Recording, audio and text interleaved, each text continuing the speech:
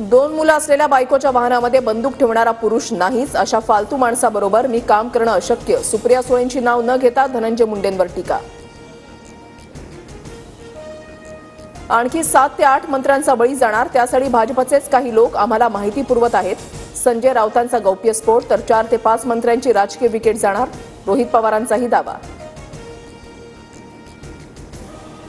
ब्रह्मदेव आले तरी 5 वर्ष सरकारला कुणी धक्का लावू शकत नाही, विधानसभेमध्ये उपमुख्यमंत्री अजित पवारांचं वक्तव्य.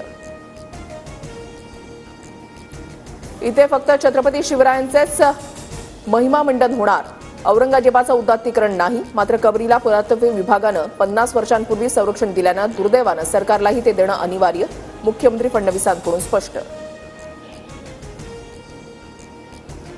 प्रशांत कोरटकरच्या जामीन अर्जावर उद्या फैसला. कोरटकर काही वरिष्ठ पोलीस अधिकाऱ्यांच्या संपर्कात, मोबाईलमधला डेटाही डिलीट केला.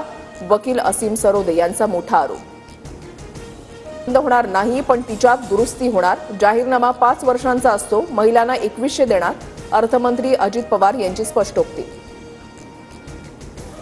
बीडमधील आणखीन एका मारहाणीचा व्हिडिओ व्हायरल. पेट्रोल देण्यास नकार दिल्यानं लोखंडी रॉडनं हल्ला, तिघांच्या विरोधात गुन्हा दाखल.